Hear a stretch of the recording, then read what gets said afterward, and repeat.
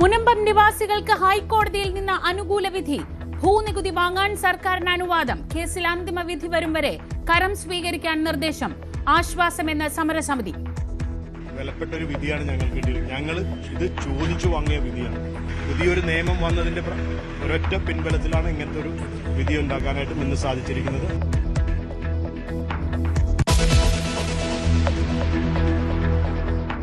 പത്തനംതിട്ട കോന്നിയിൽ ഓട്ടോറിക്ഷ മറിഞ്ഞ് വിദ്യാർത്ഥിക്ക് ദാരുണാന്ത്യം. അപകടം സ്കൂൾ വിട്ട് വരുന്ന വഴി ഓട്ടോ തോട്ടിലേക്ക് മറിഞ്ഞ് മരിച്ചത് 8 വയസ്സുകാരി ആദിലക്ഷ്മി. 4 കുട്ടികൾക്കും ഡ്രൈവർക്കും ഗുരുതര പരിക്ക്.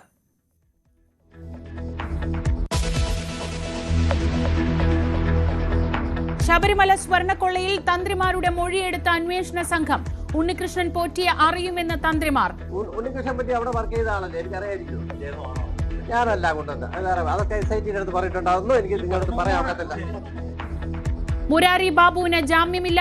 പത്മകുമാർ SIT കസ്റ്റഡിയിൽ. പത്മകുമാറിനെതിരായ CPM നടപടി വൈകുന്നതിൽ CPIക്ക് ആശങ്ക. തെരഞ്ഞെടുപ്പിൽ തിരിച്ചടിയാകുമെന്ന് വിലയിരുത്തൽ.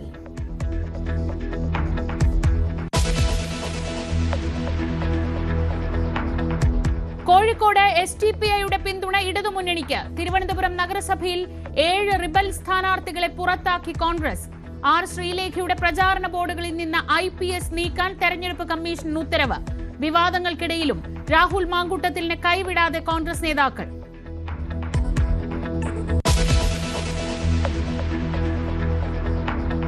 പാലത്തായി കേസിലെ വിധിക്കെതിരെ റിട്ടയർഡ് DYSP പ്രതി പത്മരാജൻ നിരപരാധിയെന്ന് ആവർത്തിച്ച് റഹീം. കുട്ടിപീഡനത്തിനിരയായ ദിവസം അധ്യാപകൻ സ്കൂളിൽ ഉണ്ടായിരുന്നില്ല. ഇരയുടെ മൊഴികൾ പലതും ഭാവനയെന്നും ഫേസ്ബുക്ക് പോസ്റ്റ്.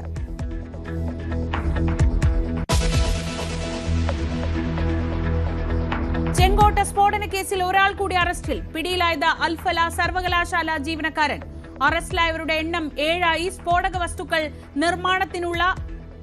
നിർമ്മിക്കാനുള്ള വസ്തുക്കൾ രാജ്യത്ത് സുലഭമെന്ന് NIA. റിപ്പോർട്ട് അമിത് ഷായ്ക്ക് സമർപ്പിച്ചു.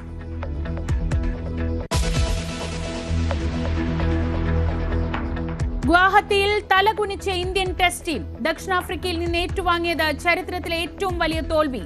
സന്ദർശകരുടെ ജയം 480 റൺസിന്. തന്റെ ഭാവി BCCI തീരുമാനിക്കട്ടെ എന്ന് ഗൗതം ഗംഭീർ. സെയ്ദ് മുഷ്താഖ് അലി ട്രോഫിയിൽ കേരളത്തിന് മിന്നും ജയം.